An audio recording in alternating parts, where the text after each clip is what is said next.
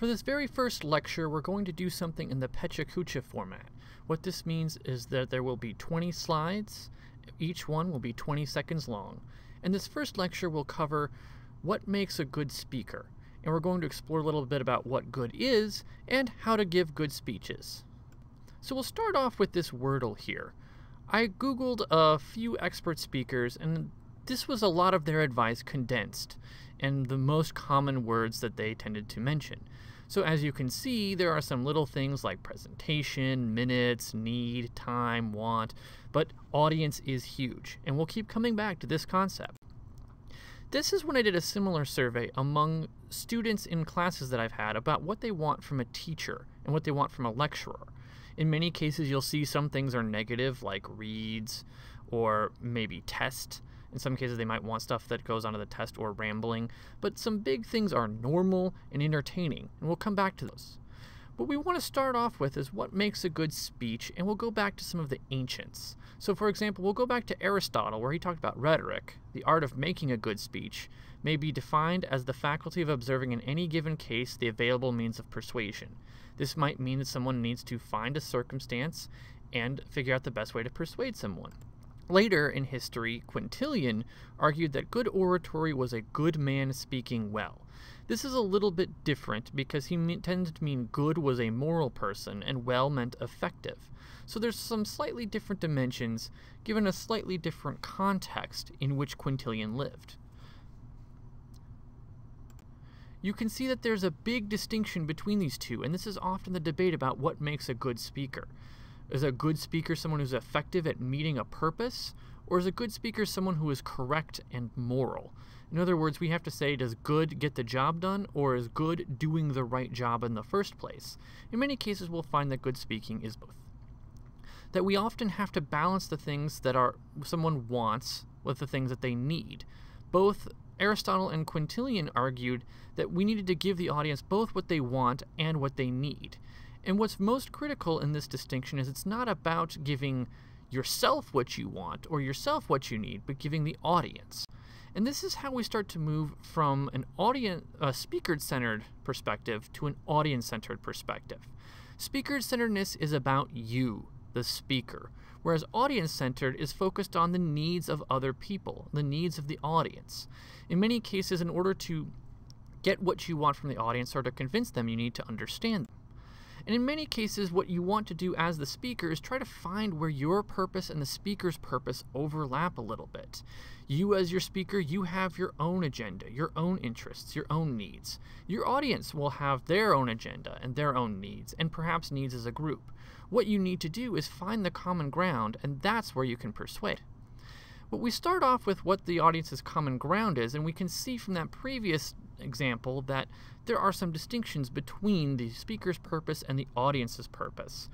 Our book talks about the fact that the things that we are most concerned with as a speaker might be the opposite of what the audience actually cares about. We can see this in an example that we might use from classes here, whereas the red represents the speaker and the green represents the audience. You can see things like getting a good grade on a speech and minimizing the amount of effort put into a speech might be very important to the speaker, but that's completely not important to the audience. The audience wants something completely different from the speaker. And then we come back to this Wordle about what students want. We see a lot of things that students want there, but there's one that's most interesting to me, and it's not normal and it's not professional. Those are context specific. But in many cases, students said that they wanted entertainment. They wanted to be entertained. And while that seems like a bad notion, it's not wrong.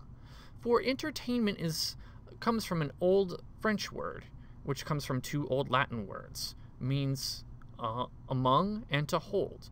So entertainment is supposed to hold us among each other. It's supposed to build community. What entertainment is supposed to be is about getting people to come together and to bond, which is different from our previous definition about entertainment equaling fun. Up here you can see 4 different examples of different kinds of media that we could describe as entertaining, but we would probably not describe any of them as fun. Entertainment can come from fun, and fun can come from sort of joy and experience, but we have to remember that entertainment is not always fun. And when we come back to this idea of purpose and audience, we want to remember that our audience is often multifaceted and composed of many different individuals. Some of their purposes will overlap, some of their purposes will overlap with yours. But in many cases, we have to understand that we're never going to overlap with our audiences perfectly, and so we have to do the best that we can. We want to try to find something that most audiences have in common, and in many cases, it's they simply want the presentation to be over. As we see from our book, most people listening to presentations around the world right now are hoping the speakers will end soon. That's all they want. They want the speech to be over. They want it to be done, and they want you to really get to the point. In other words, they want the speech to be focused, they want it to be ready, and they want it to seem prepared. They want the speech to have purpose. They want the speech to go somewhere. The goal is the most important thing. Now, that's often the most important thing for the speaker, whatever the speaker's purpose is. But maintaining that goal and making that clear to the audience will prevent them from being bored, because even a disciplined, careful, planned audience who's willing to be there will start to fade out and fade away if they are not interested and not engaged. But we also have to remember that the engaged, interested, and disciplined audience is an important part of being a good speaker.